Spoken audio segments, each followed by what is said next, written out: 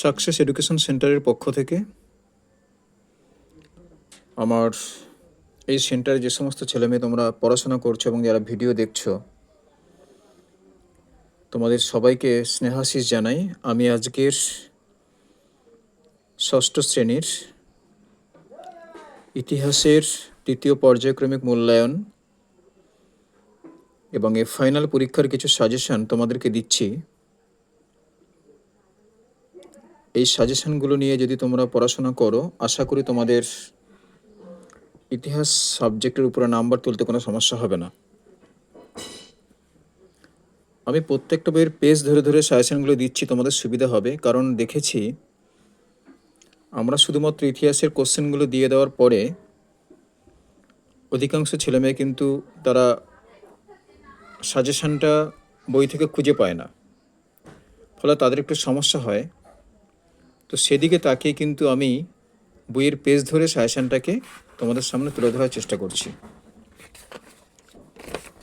তোমাদের আজকের ষষ্ঠ অধ্যায় থেকে নবম অধ্যায়, এই চারটে অধ্যায় সাজেশন আমি বইয়ের পেজ ধরে দিচ্ছি। প্রথম 78 পেজ তোমরা বার করো।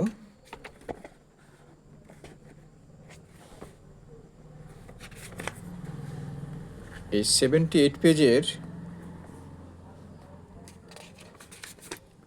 ষষ্ঠ অধ্যায়ে পারলে তোমরা একটু মার্ক করে নাও।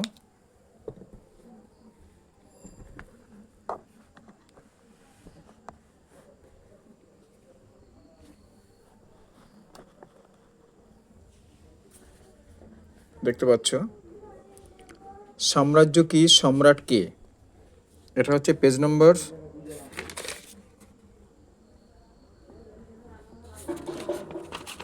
6ষ্ঠ অধ্যায়ের ঠিক দ্বিতীয় পৃষ্ঠায় দেখতে পাচ্ছ সাম্রাজ্য কি, সম্রাট কে, এই প্রশ্নটা ভালো করে তৈরি করবে। তারপরে আছে 81 পেজে কৌটিল্যের অর্থশাস্ত্র, এর লেখক কে। এই অর্থশাস্ত্র বই থেকে আমরা কি জানতে পারি, এই অ্যান্সারটা তোমরা করবে।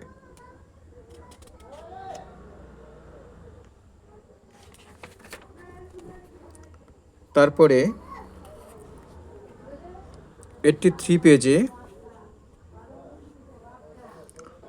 ইন্ডিকা বইটি লেখক কে। এই ইন্ডিকা বই থেকে আমরা কি জানতে পারি, এটা ভালো করে প্র্যাকটিস করবে। তারপর 83 পেজে এখানে আছে মহাপ্রস্থানগড়, এটা সম্পর্কে ডিটেলসে তোমাদের জানতে হবে। মহাপ্রস্থানগড়,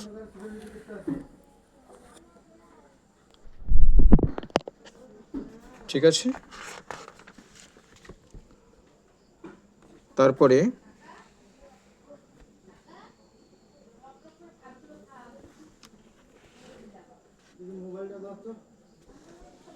অশোকের ধর্মের মূল কথা কি ছিল, এইটা একটু ভালো করে তোমরা দেখে নেবে। অশোকের ধর্মের মূল কথা কি ছিল, এটা ভালো একটা ইম্পর্টেন্ট প্রশ্ন। তারপর এই পেজে আছে গঙ্গার হৃদয় কি।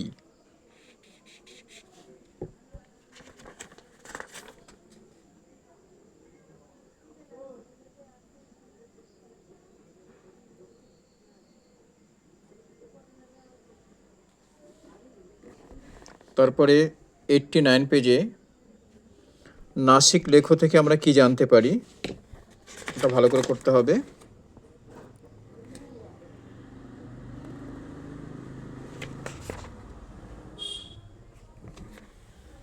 টিকা আসে আমাদের এলাহাবাদ প্রশস্তি, এই কোশ্চেনটা তোমরা করবে। এলাহাবাদ প্রশস্তি কি।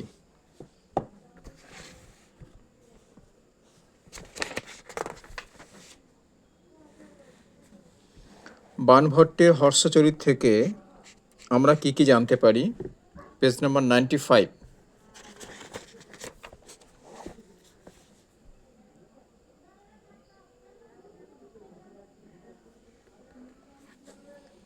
এবং এই চ্যাপ্টারে প্রশ্ন যেগুলো আছে, আমাদের যে কোশ্চেন যে পেপারটা আছে 3-এর দাগে, কলিঙ্গ যুদ্ধ ফলাফলের সঙ্গে অশোকের ধর্ম কি সম্পর্ক, মৌর্য সম্রাটরা গুপ্তচর কেন নিয়োগ করতেন, মৌর্য সম্রাট গুপ্ত সম্রাটদের মধ্যে ক্ষমতা মর্যাদার তুলনা করো। এই তিনটে ভালো করে দেখতে হবে। এবার সপ্তম অধ্যায়ে এখানে আছে ষোড়শ মহাজন পদ কি, এটা ভালো করে করতে হবে।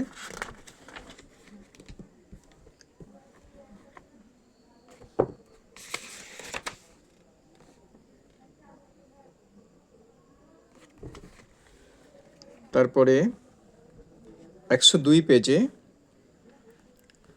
মেগাস্থেনিসের চোখে ভারতীয় উপমহাদেশের সমাজ ব্যবস্থা কেমন ছিল, এটা ভালো করে দেখতে হবে।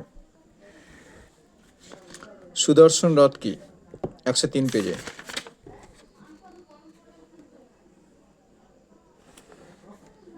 একশো 5 পৃষ্ঠে আছে সাতবাহন আমলে দক্ষিণ ভারতে গ্রাম জীবনটা কেমন ছিল।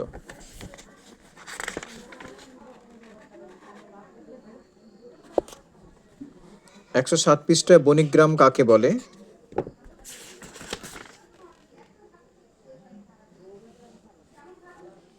সপ্তম অধ্যায়ে যে প্রশ্নপত্র যেটা আছে, সপ্তম অধ্যায়ে যে প্রশ্নগুলো যে পেজে আছে, এটা হচ্ছে যত সম্ভব 109 পৃষ্ঠায় 2 দাগের প্রশ্ন, শূন্যস্থান পূরণ, 3 দাগের 3 2টা ভালো করে প্র্যাকটিস করতে হবে। এবার অষ্টম অধ্যায় হচ্ছে প্রাচীন ভারতীয় উপমহাদেশের সাংস্কৃতিক চর্চা নানা দিক। এই চ্যাপ্টারে এই তক্ষশিলা মহাবিহার 112 পৃষ্ঠায়, এটা ভালো করে প্র্যাকটিস করতে হবে। কৌটিল্য অর্থশাস্ত্র থেকে আমরা কি জানতে পারি, এটা হচ্ছে 113 পৃষ্ঠা।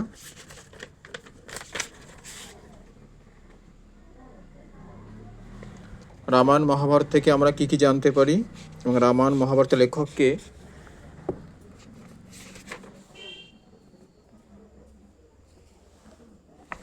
কালিদাস, এইটা ভালো করে করতে হবে। এটা হচ্ছে পেজ নম্বর 117। লক্ষণে শক্তিশীল, এটা একটু ভালো করে দেখে যাবে। জীবক কে ছিলেন, 119 পৃষ্ঠায়।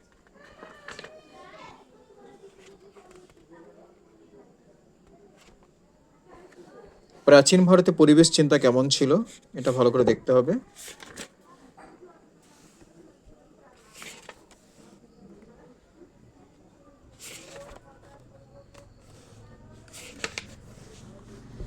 তারপরে 129 পৃষ্ঠায় চন্দ্রকেতু গড়, এটা ভালো করে প্রিপারেশন নিতে হবে। চন্দ্রকেতু গড়, এই অধ্যায়ে যে প্রশ্ন আছে তোমরা দেখে নাও। বেমানান শব্দটি খুঁজে বার করো। 3 দাগের ক স্তম্ভের সঙ্গে খ স্তম্ভের মিলিয়ে লেখো এবং 4-এর 1-এরটা। তারপর হচ্ছে নবম অধ্যায় ভারত ও সমকালীন বহির্বিশ্ব।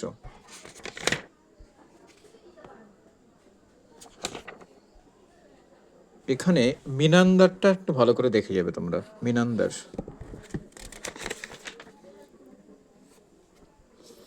যে পেজগুলো বলছি পেজগুলোকে তোমরা দাগ দিয়ে নেবে, দাগ দিয়ে রেখে তোমাদের একটু সুবিধা হবে করতে, ঠিক আছে।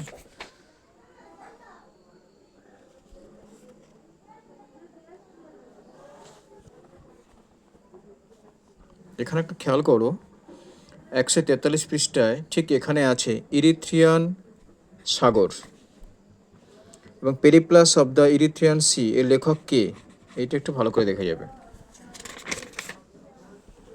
গান্ধার শিল্পটা ভালো করে দেখবে, গান্ধার শিল্প।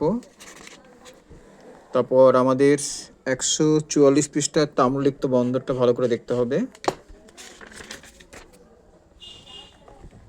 কুমারজীব কে ছিল, এটা একটু ভালো করে ফলো করবে। যে পেজে পৃষ্ঠা আছে এখানে 1-এর দাগ 2-এর দাগ, 4-এর দাগে 4-এর 2 4-এর 3, এটাকে ভালো করে দেখতে হবে।